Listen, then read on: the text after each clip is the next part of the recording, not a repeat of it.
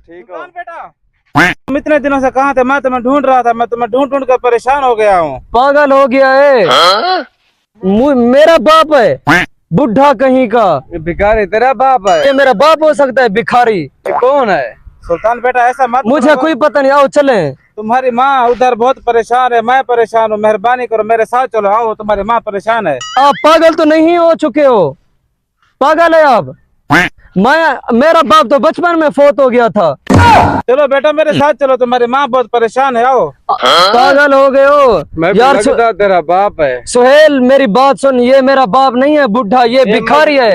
आप मेरे बाप नहीं हो सकते, भिखारी हो आप। मेरा बाप तो बचपन में फौत हो गया था। चले जाएं यहाँ से, क्यों दिमाग खराब कर रहा है? सुल्तान भाई मेरे को लगता सीरियस तेरा बाप है। यार मेरा बाप नहीं है, ये भिखारी है।